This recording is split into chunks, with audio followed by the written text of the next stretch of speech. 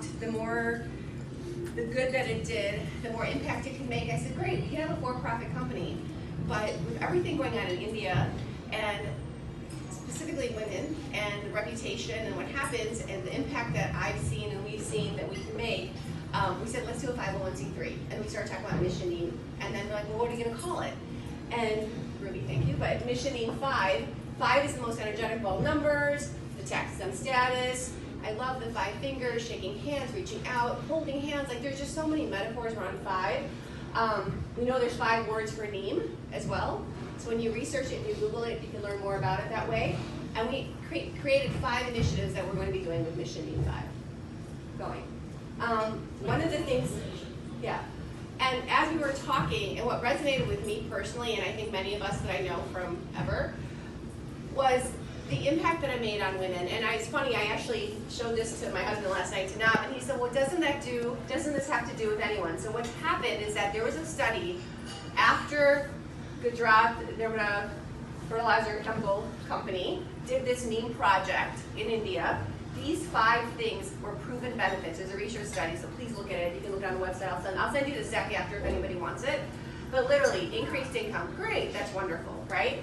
But the reduction in migration. So families were not moving to look for work, right? So they were being able to keep their belongings, they're able to keep a sense of community. They didn't have to migrate for money.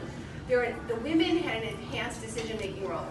So, and it doesn't have to be women, but primarily marginalized individuals are female, and in India especially, right? So asset creation, they're able to purchase things. So Joy actually met with individuals who, now they can own a goat, now they can buy product, now they can put their children in school. And that ability to do something like that, the empowerment, the self-confidence, the awareness, I mean, it's just, there's nothing comparable to that. And this one really hit my heart, but reduction in domestic violence.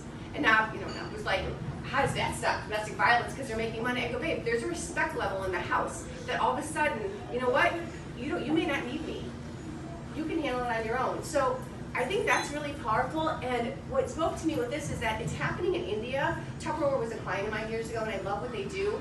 But here we got a product that's actually an essential. It's an antiseptic, it's a cleanser, it's something that can help them for self-confidence, for cleanliness, to washing, right? They can get educated on it. So with not only our product, but this global sisterhood mentality, that we can help the women in the US and use India as an example.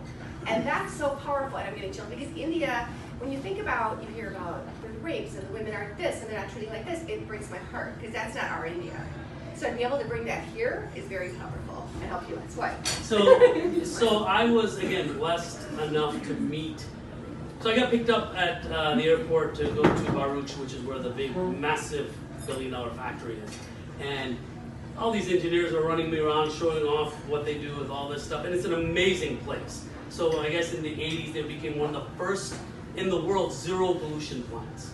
And their inputs are petroleum waste, and they make all this stuff out. And there's still zero pollution. That's cool, right? So they're showing me and telling me all the statistics. And then all of a sudden, there's these women that come out. And I haven't seen any women out there, right? And these women are... it's all these guys with their pocket protectors. And they hand me off to these ladies, and they aren't executives. And I find out later that many of them can't even write their own names, right? But they are running this part of the plant, okay? And so I got to meet with them, and then when I went back again a few months ago, I met this one woman, actually I met a few, but the one woman that hit me, her name was Shanta Man, right? And so she's told this story about, yeah, thank you. And she talked about how, about 24 years ago, married, they're struggling in the village. She's pregnant with one child. She has a 1.5-year-old, and she's got a 4-year-old.